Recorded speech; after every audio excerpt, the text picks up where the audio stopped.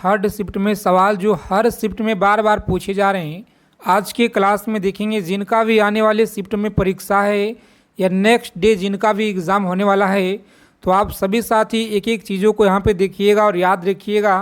यहाँ से आपके पेपर में सीधा सीधा सवाल देखने को मिलेंगे, बिल्कुल 100%, क्योंकि लगातार आपके हर शिफ्ट में सवाल पूछे जा रहे हैं। सबसे ज़्यादा जो इम्पोर्टेंट प्रश्न है आज के क्लास में देखेंगे। तो चलिए साथी, बिना देरी किए हुए हम लोग पूरे 50 से 60 प्रश्नों का आज के क्लास में संग्रह करेंगे। जो साथी चैनल पे पहली बार जुड़े हैं, फटाफट से चैनल को सब्सक्राइब कर लीजिएगा। एसएससी एमटीएस परीक्षा से पल पल की जानकारी आप सभी को मिलता रहेगा। देखिए, पहला सवाल पूछा गया है बहुत बार आपके एग्ज़ाम में कि 1936 में लखनऊ में आयोजित भारतीय राष्ट्रीय कांग्रेस के अध्यक्ष कौन थे? बताइएगा आप लोग, भारतीय राष्ट्रीय कांग्रेस के अध्यक्ष कौन थे? तो आप सभी लोग याद रखिएगा, यहाँ पे मोस्ट इम्पॉर्टेंट सवाल है साथी, सभी लोग याद रखिएगा। Option number B, Pandit Jawaharlal Nehru, आप लोग याद रखिएगा। आगे देखेंगे, दूसरा नंबर सवाल पूछा गया है आपके परीक्षा में कि निम्न में से कौन बाबा फरीद के शिष्य थे? याद रखिएगा आप लोग, जिनका भी आने वाले शिफ्ट में परीक्षा है, ठीक है, तो अच्छे से एक एक चीज़ों को समझिएगा, याद रखिएगा। यहाँ से आपको बहुत ज़्यादा क्लास से हेल्प मिलने वाले हैं। देखिए, याद रखेंगे ऑप्शन नंबर सी आपका सही उत्तर है, ठीक है, याद रखेंगे सी ऑप्शन रहेगा राइट आंसर। निजामुद्दीन औलिया आप लोग याद रखिएगा, ऑप्शन नंबर सी। क्लास की पीडीएफ के लिए सभी साथी टेलीग्राम चैनल को आप लोग ज्वाइन कीजिएगा। आगे देखेंगे, निम्न में से किसने अयोध्या अभिलेख प्रचलित करवाया था? बताइएगा, अयोध्या अभिलेख किसने प्रचलित कराया था? तो याद रखेंगे धनदेव ने, जो ऑप्शन नंबर डी में आपका दिया गया है सही आंसर। आगे देखेंगे, जितने साथी क्लास में जुड़ गए हैं, आगे चलने से पहले क्लास को फटाफट आप लोग लाइक कर दीजिए, ताकि आप सभी का एक लाइक बहुत ज़्यादा हमें मोटिवेट करता है साथी आप लोगों के लिए। चौरी चौरी की घटना जो है कब हुआ था? चौरी चौरा की घटना आप लोग याद रखिएगा, यह कब हुआ? तो 1922 में आप लोग याद रखिएगा, ठीक है, 1922 में हुआ था चौरी चौरा की घटना, आप लोग याद रखिएगा। आगे देखेंगे, अगला क्वेश्चन है 5 नंबर सवाल। चलिए बता देंगे सभी साथी फटाफट से। प्रत्येक सवाल का आंसर आप लोग कमेंट बॉक्स के माध्यम से बताएंगे। कि शासक के द्वारा कौशाम्बी के स्तंभ लेख को प्रयाग में जो है स्थापित किया गया? प्रयाग में स्थापित किया गया, तो याद रखेंगे अकबर। क्या है? अकबर, आप लोग याद रखेंगे, सही आंसर है। आगे देखिए, अगला सवाल है, किस स्थल से महाजनपद काल में मित्र उपाधि वाले राजाओं और कुषाणों के सिक्के प्राप्त हुए हैं? चलिए बताएंगे आप लोग, कुषाणों के सिक्के प्राप्त हुए हैं। तो सभी साथी याद रखिएगा, मोस्ट इम्पॉर्टेंट सवाल है, ऑप्शन नंबर ए आप लोग याद रखेंगे। अहिच्छत्र आप लोग याद रखिएगा, सही आंसर है, अहिच्छत्र आप लोग याद रखेंगे। चलिए देखेंगे अगला प्रश्न, याद रखेंगे, किस कला शैली में बुद्ध की प्रतिमा को पहली बार विकास हुआ है? बताएंगे आप लोग। लगातार आपके एसएससी एमटीएस परीक्षा में सवाल पूछे गए हैं, तो सभी साथी याद रखिएगा, यहाँ पे सही आंसर याद रखेंगे मथुरा कला में। मथुरा कला में आप लोग याद रखिएगा, ऑप्शन नंबर बी जो दिया गया आपका सही आंसर है। आगे देखेंगे, अगला प्रश्न पूछा गया है, सत्यभक्त ने भारतीय कम्युनिस्ट पार्टी का पहला जो सम्मेलन है यह कहाँ आयोजन किया था? चलिए बता दीजिए सभी साथी फटाफट से, इस प्रश्न का सही आंसर क्या रहेगा? पूछा गया सवाल है आपके परीक्षा में, याद रखिएगा। लगातार हर एक शिफ्ट में इस क्लास से सवाल आपके पूछे गए हैं, तो एक एक चीज़ों को कॉपी पेन लेकर आप लोग लिख लीजिएगा। जिनका भी आज परीक्षा है या कल जिनका भी आने वाले नेक्स्ट एग्ज़ाम है, देखिए याद रखेंगे आप लोग, सही उत्तर है कानपुर, ऑप्शन नंबर बी आप लोग याद रखिएगा। आगे देखेंगे, किस महाजनपद की राजधानी वाराणसी थी? बताएंगे आप लोग, किस महाजनपद की राजधानी वाराणसी थी? तो आप लोग याद रखिएगा काशी, ऑप्शन नंबर डी आप लोग याद रखेंगे। आगे देखिए अगला प्रश्न है 1857 के पहले स्वाधीनता आंदोलन का जो उत्तर प्रदेश और देश का सबसे बड़ा केंद्र कौन सा था। चलिए बता दीजिए सभी साथी फटाफट से इस प्रश्न का सही आंसर क्या रहेगा। मोस्ट इम्पॉर्टेंट सवाल है, परीक्षा के दृष्टि से याद रखिएगा, लगातार आपके एग्ज़ाम में पूछे गए हैं, तो सभी लोग याद रखेंगे। ऑप्शन नंबर ए मेरठ आप लोग याद रखिएगा, मेरठ रहेगा राइट आंसर। आगे देखिए उत्तर प्रदेश के किस क्षेत्र की मुठभेड़ में चंद्रशेखर आज़ाद शहीद हुए थे, बताएंगे आप लोग। चंद्रशेखर आज़ाद शहीद हुए थे, सभी साथी याद रखेंगे ऑप्शन नंबर सी सहारनपुर में आप लोग याद रखिएगा, ठीक है। सहारनपुर में आप लोग अच्छे से याद रखिएगा। देखिए सूरदास का जो जन्म है उत्तर प्रदेश में कहाँ पे हुआ था, बताएंगे। सूरदास का जन्म उत्तर प्रदेश में कहाँ पे हुआ था। सभी साथी क्लास को बिना स्किप किए हुए आप लोग अंत तक देखेंगे। अगर आपको इस बार एक सीट अगर पक्का करना है साथी, तो आप लोग क्लास को अंत तक देखिएगा, क्योंकि हम बहुत मेहनत के साथ आपको लिए आप सभी के लिए लेकर आए हैं आज के क्लास में बेहतरीन शानदार प्रश्नों का निचोड़ संग्रह। याद रखिएगा ऑप्शन नंबर सी आपका राइट आंसर है, ठीक है। मथुरा याद रखिएगा। पूछा गया कि सूरदास के गुरु का नाम क्या था, तो याद रखिएगा सूरदास के गुरु कौन थे, वल्लभाचार्य, जो ऑप्शन नंबर बी में आपका दिया गया है। आगे देखेंगे अगला सवाल है कि उत्तर प्रदेश के किस क्षेत्र को मुठभेड़ में चंद्रशेखर आज़ाद हुए थे, तो सभी को बता दिया गया है। 1942 के भारत छोड़ो आंदोलन के समय उत्तर प्रदेश की शहर में राष्ट्रीय सरकार की स्थापना की गई थी, तो याद रखेंगे बलिया, ठीक है। बलिया आप लोग याद रखिएगा। देखिए 16 नंबर सवाल है, भगवान बुद्ध ने ज्ञान प्राप्त के उपरांत पहला जो उपदेश है यह कहाँ पे दिए हुए थे, बताइएगा आप लोग। पहला उपदेश कहाँ पे दिए हुए थे, तो सभी मित्र याद रखिएगा सारनाथ में। कहाँ पे साथी, सारनाथ आप लोगों को याद रखना है अच्छे से। देखिए अगला क्वेश्चन पूछा गया कि उत्तर प्रदेश में बेलन घाटी का खुदाई किसके निर्देश में जो है कराई गई है, बताइएगा आप लोग। उत्तर प्रदेश बेलन घाटी में खुदाई किसके निर्देश में कराई गई है। 17 नंबर जो आपका क्वेश्चन स्क्रीन पे है, इसका सही आंसर आप सभी लोग हमें कमेंट करके बताइएगा। देखते हैं कितने लोग सही जवाब दे पाते हैं। आगे देखेंगे अगला प्रश्न है, राज्य के किस स्थान से गुप्तकालीन यमुना की एक मूर्ति प्राप्त हुई थी, बताइएगा आप लोग। गुप्तकालीन यमुना की एक मूर्ति प्राप्त हुई थी। 18 नंबर सवाल है आपकी स्क्रीन पे, बताएंगे आप लोग सही आंसर क्या होगा। तो जिन प्यारे साथी ने बता रहे यहाँ पे ऑप्शन नंबर ए सही आंसर है। आगे देखिए पूछा गया कि गाजियाबाद जिले में हिंडन नदी के किनारे किसका खोज किया गया था, बताइएगा आप लोग। मोस्ट इम्पॉर्टेंट सवाल है, परीक्षा के दृष्टि से याद रखेंगे सभी लोग। गाजियाबाद जिले में हिंडन नदी के किनारे किसका खोज किया गया, तो सभी साथी याद रखेंगे आलमगीरपुर का, ठीक है। आलमगीरपुर आप लोग याद रखिएगा, ऑप्शन नंबर बी रहेगा इस क्वेश्चन का राइट आंसर। आगे देखेंगे अगला सवाल, याद रखेंगे थारू जनजाति के बारे में सही कथन कौन सा होगा। थारू जनजाति के बारे में सही कथन आप लोग याद रखेंगे। उपयुक्त सभी के सभी कथन यहाँ पे सही दिए गए हैं। आगे देखिए साथी अगला क्वेश्चन पूछा गया आपकी परीक्षा में, उत्तर प्रदेश राज्य में थारू जनजाति द्वारा लठहरवा भोज कब दिया जाता है, तो इसका आंसर आप लोग याद रखिएगा, ऑप्शन नंबर सी रहेगा राइट आंसर। चलिए आगे देखेंगे, बताइएगा आप लोग। मोस्ट इम्पॉर्टेंट सवाल है जो लगातार आपके परीक्षा में पूछे गए हैं कि वर्तमान समय में भारतीय संघ में राज्य और केंद्र शासित प्रदेशों की जो संख्या है यह क्रमशः कितना है। चलिए जल्दी दिल से बताएंगे आप लोग। प्रत्येक सवाल का आंसर आपको कमेंट करते चलना है, ठीक है। सभी साथी लोग कमेंट करते चलिएगा। वर्तमान समय में भारतीय संघ में राज्य और केंद्र शासित प्रदेशों की संख्या क्रमशः कितना है, तो आप लोग याद रखेंगे सही आंसर है option number A right answer. आगे देखेंगे किस वर्ष गोवा सहित अन्य पुर्तगाली बस्तियों को भारतीय संघ का राज्य क्षेत्र बनाया गया।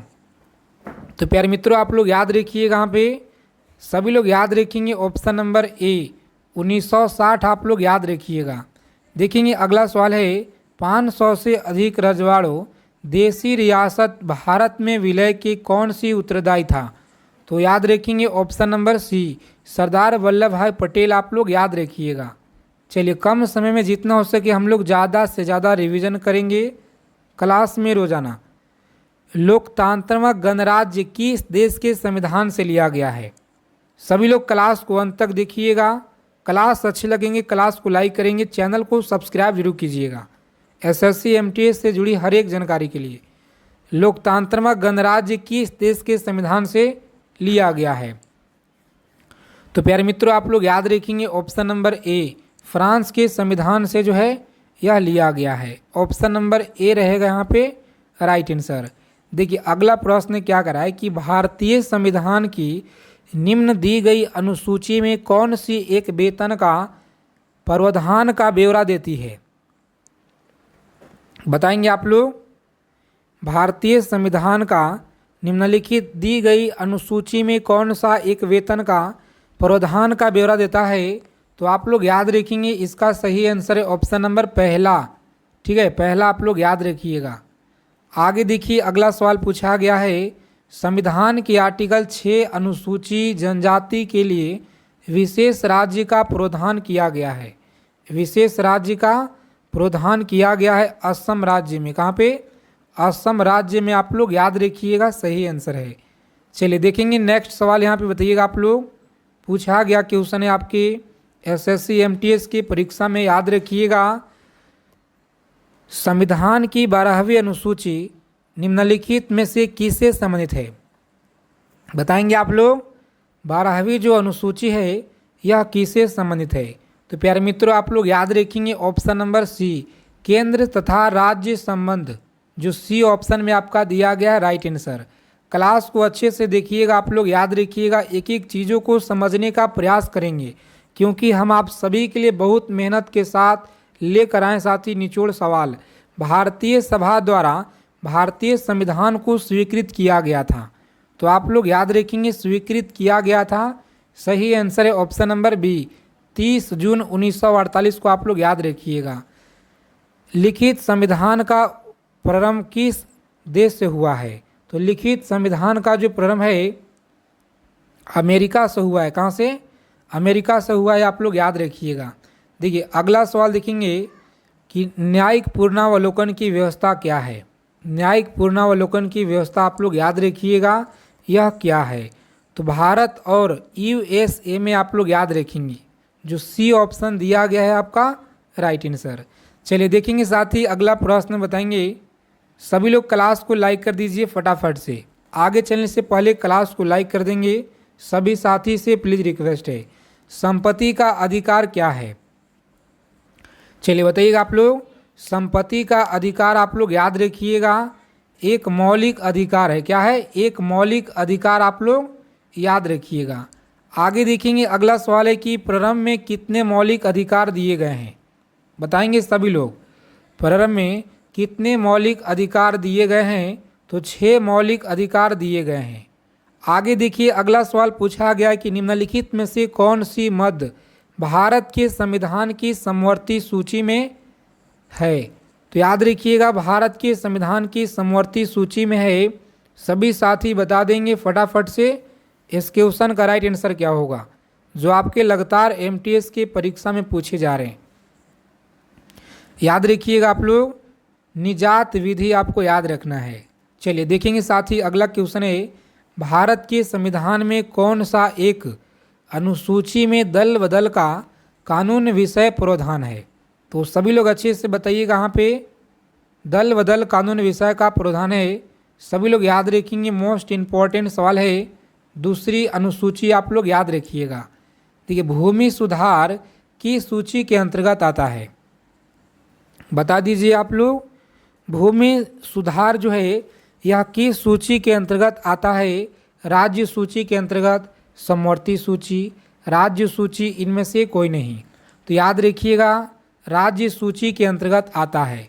ठीक है, और क्लास के फ्री PDF के लिए टेलीग्राम चैनल को आप लोग ज्वाइन कर लीजिएगा, जिसका लिंक हम आप लोगों को डिस्क्रिप्शन में प्रोवाइड करेंगे। भारतीय संविधान का जो भाग 16 है यह किससे संबंधित है?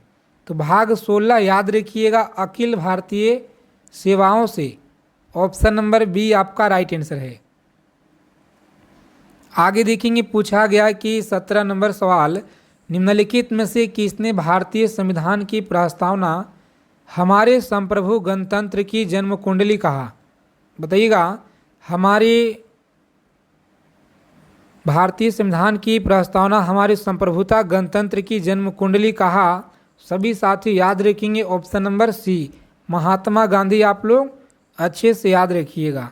चलिए देखेंगे साथी, पूछा गया सवाल है आपके एग्जाम में, सभी लोग आंसर करेंगे फटाफट से। निम्नलिखित में से किसने भारतीय संविधान की प्रस्तावना को वृद्धावस्था का जो है प्रलेख कहा है? बताइएगा आप लोग, वृद्धावस्था का प्रलेख कहा है। सभी साथी बताएंगे। मोस्ट इम्पॉर्टेंट सवाल है आपके परीक्षा के दृष्टि से। जिनका भी ऑप्शन आ रहा है यहाँ पे साथी बी सही उत्तर है। याद रखिएगा, बी ऑप्शन वाले बेहतरीन तैयारी है, शानदार तैयारी है। इसी तरह से आप लोग प्रत्येक सवाल का आंसर कमेंट करते चलिए कमेंट बॉक्स के माध्यम से। 19 नंबर सवाल है पार्ट सेकेंड का, कि भारत की राष्ट्रीय ध्वज में चक्र किसका प्रतीक है? तो न्याय का प्रतीक होता है। अगला क्वेश्चन है कि भारत में राष्ट्रीय ध्वज में तिलियां 24 है। चलिए देखेंगे अगला क्वेश्चन, बताइएगा आप लोग, भारतीय संविधान के किस देशी रियासत के प्रतिनिधित्व ने भाग नहीं लिया था? बताइएगा सभी साथी फटाफट से यहाँ पे सही आंसर क्या होगा। तो जिन लोगों ने बता रहे हैं साथी, ऑप्शन नंबर यहाँ पे डी ऑप्शन कश्मीर आप लोग याद रखिएगा, सही आंसर है कश्मीर। आप लोग याद रखेंगे। चलिए कम समय में जितना हो सके हम लोग रिवीजन करेंगे, एक बेहतरीन शानदार रिवीजन चीज़ों को। तो प्रत्येक क्लास को आप लोग जुड़िएगा, प्रत्येक क्लास से। इनमें से कौन सा मूल अधिकार नहीं है? बताएंगे, मूल अधिकार यहाँ पे कौन सा नहीं है? तो साथी याद रखेंगे ऑप्शन नंबर सी, कानून के समक्ष समानता। आगे देखेंगे अगला सवाल है कि मौलिक अधिकारों का संरक्षक क्या है? मौलिक अधिकारों का संरक्षक बताइएगा क्या है? तो सर्वोच्च न्यायालय आप लोग याद रखिएगा। चलिए देखेंगे अगला सवाल, याद रखेंगे, वह कौन सा मूल अधिकार है जो संविधान के आर्टिकल 352 आर्टिकल के अंतर्गत उद्घोषित आपात में भी स्थापित नहीं किया जाता है? तो याद रखेंगे आप लोग, वह है आपका आर्टिकल 15। कौन सा साथी? आर्टिकल 15 आप लोग अच्छे से याद रखिएगा, जो आपके लगातार परीक्षा में पूछे गए हैं। चलिए देखेंगे साथी अगला क्वेश्चन है, सभी लोग याद रखिएगा, 42वां संविधान संशोधन के माध्यम से भारतीय संविधान में मौलिक कर्तव्य सम्मिलित किए गए हैं। याद रखेंगे आप लोग, मौलिक कर्तव्य सम्मिलित किए गए हैं। सभी लोग याद रखिएगा ऑप्शन नंबर डी 12 आप लोग याद रखिएगा, सही आंसर है। ठीक है, आगे देखेंगे अगला सवाल पूछा गया है आपके परीक्षा में, संविधान के निम्नलिखित किस प्रावधान के अंतर्गत भारतीय सांसद को नया राज्य बनाने का अधिकार है? चलिए याद रखेंगे आप लोग, भारतीय संविधान को नया राज्य बनाने का प्रावधान किस आर्टिकल के तहत है? तो आर्टिकल सेकेंड, आर्टिकल दूसरा में आपका है, याद रखिएगा आप लोग। चलिए देखेंगे 27 नंबर सवाल, बताइएगा, राज्य पुनर्गठन आयोग 1 नवंबर 1956 को कितने राज्य तथा कितने संघ राज्य बनाए? बता देंगे सभी साथी फटाफट से इस क्वेश्चन का सही आंसर क्या होगा। तो याद रखिएगा ऑप्शन नंबर ए 14 राज्य और 6 संघ राज्य याद रखिएगा। उत्तराखंड राज्य की स्थापना कब हुआ? चलिए बता देंगे आप लोग, उत्तराखंड राज्य की स्थापना याद रखिएगा 1 जनवरी 2000। सिक्किम को भारत का एक राज्य बनाया गया। सभी साथी कमेंट करके फटाफट बताइए यहाँ पे कब बनाया गया। तो आप लोग याद रखिएगा 30वें संशोधन के अंतर्गत निम्नलिखित संविधान में सिक्किम को संघ एवं पूर्ण राज्य के रूप में सम्मिलित किया गया। इसका आंसर आप सभी लोग हमें कमेंट करके बताइएगा। अगर आपको क्लास अच्छी लगे क्लास को लाइक करेंगे। मिलते हैं अगले क्लास में साथी अच्छे टॉपिक के